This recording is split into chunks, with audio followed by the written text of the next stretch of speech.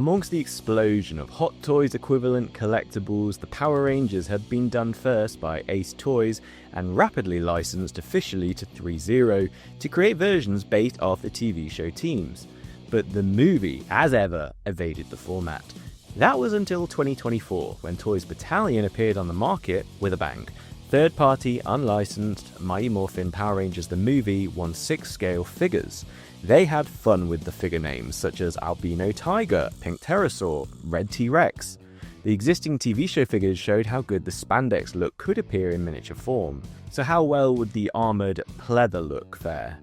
The 6 figures released separately, it was an expensive endeavour for a set that was technically unofficial and from the off had no guarantee of ever being completed. But completed it was, and pretty soon fans were stunning us with impressive shots of the team. It was especially tempting around Thanksgiving when all the figures dropped in price on AliExpress, and I nearly did it, but by then we had the next big announcement, or rather more manageable announcement. The suits were being shrunk into a new 1/12 scale, independently judged to effectively be 6-inch, and sized alike to Hasbro's Lightning Collection. And most importantly, bundled as a one-off team set. I pre-ordered that first weekend from 1/6 kit and waited 10 long months for the final product to arrive. So how do they stack and even stand up, and what do I think about the most unique Power Rangers team of figures in my collection? Let's chat about the Toys Battalion Power Squad movie team set. Now, I've been careful not to get sucked into 1/6 scale figures because, like with Lego, I can see how quickly it gets out of hand, and I'm already out of hand with Megazords. However, 1/12 seemed like the ideal compromise in terms of price and, most importantly, in terms of space. Being able to represent the whole team with one purchase is incredible. Let's break it down though, starting with number 1, scale and height. The scale is the true most unauthorized aspect of this set. Declared as 1/12, which should have put it among Lightning Collection in height, the set is even inconsistent from one another. So I guess the girls aren't the exact same mold when Aisha and Kimberly stand like different heighted mountains. Aisha's got a dose of whatever Justin got during his turbo morph. It's very obvious on screen on the film that the girls aren't a lot shorter than everyone else, and it's interesting that they've acknowledged that here.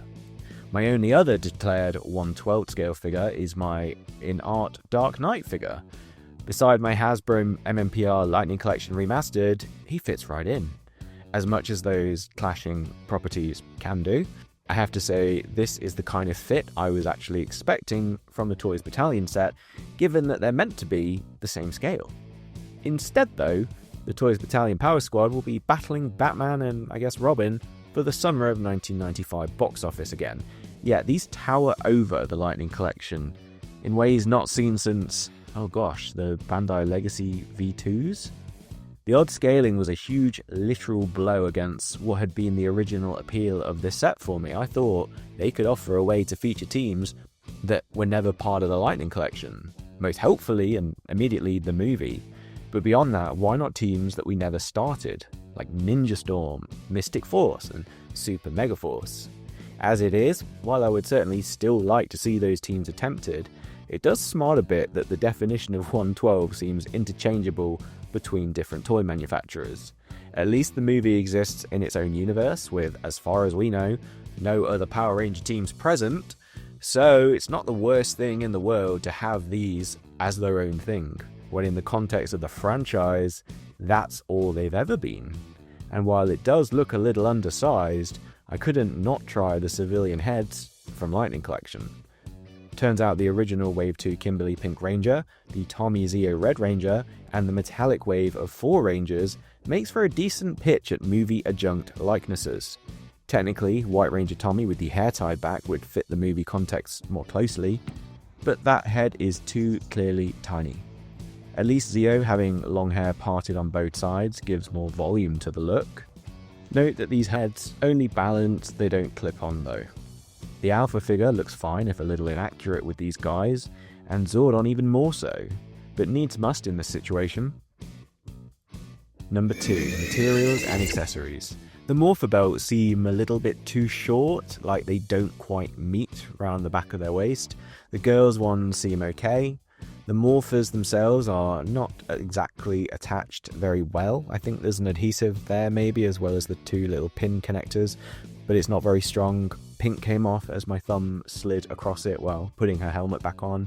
I fear all of them will come off eventually, as they are just these flat pieces on curved belts, which are obviously not flat.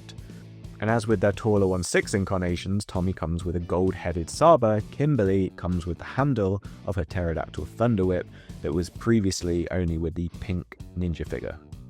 Each of the 5 main rangers then gets their holstered version blaster and a fabric holster sleeve to put it in.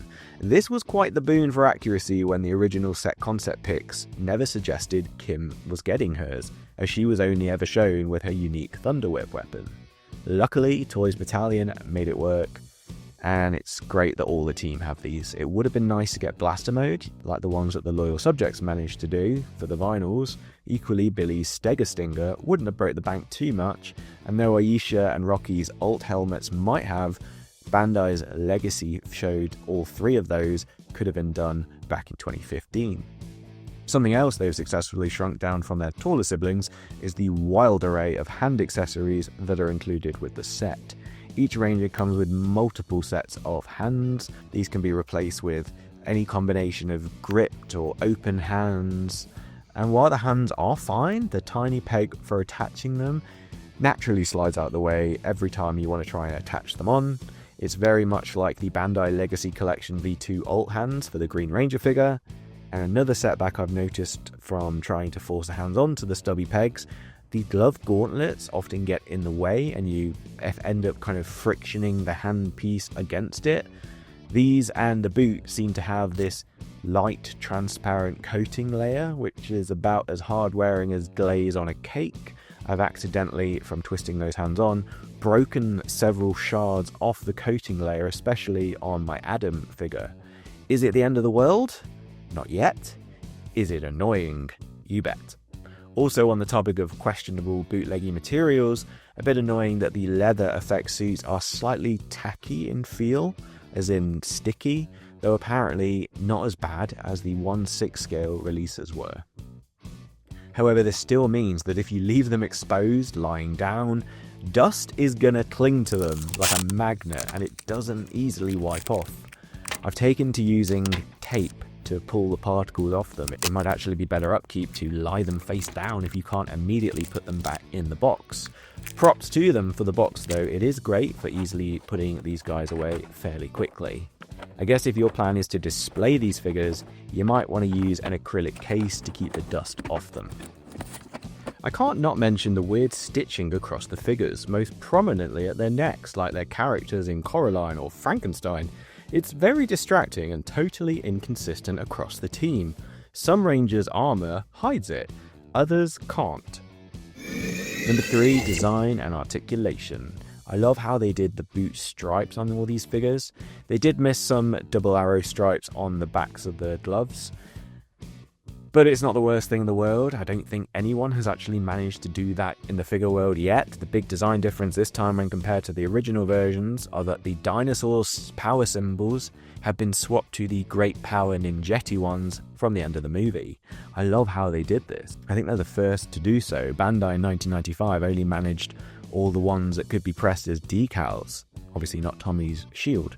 And the Bandai 2015, as with Toys Battalion 2024, did the dinosaur emblems only. Probably the most interesting point of these figures is the articulation situation. Whatever they are, the articulation is obviously not as extensive as we got in Lightning Collection, though you still get a decent amount of posability at the base skeleton level, including these cool double jointed shoulders. However, it's the pleather armor suit that blocks much of it from even being possible. I wanted to do the Great Power Zord on his saved scene, and you can't actually get their arms up that high, I don't think, without either ripping the material of the suit, because stitching joins under the arm, or even the suit on some of the arms pull the arms back down.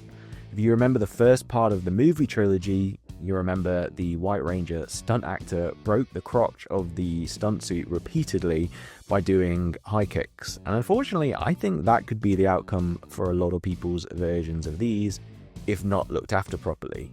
So in conclusion, where will Toys Battalion go next? They have announced armoured red and green figures coming in a matching 1/12 scale, so that's radical given that neither have appeared in the movie. So they've effectively moved into custom designs rather than an obvious cycle through to the next team. Of course, any of you that have watched the channel for any recent amount of time will know I'd rather they moved on to Ninja Storm.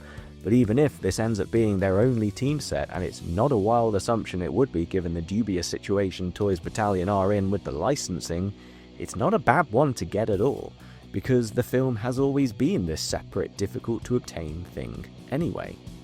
So yeah, what do you guys think of the set? Do let me know your thoughts and catch up on my movie trilogy if you've never seen it before. Do subscribe to the channel. Thank you for everyone that supports me in the Viewing Globe tier. And follow me on Instagram because you guys have been really loving the pictures of these things, and honestly they're so fun to take. So yeah, until the next time, see you later.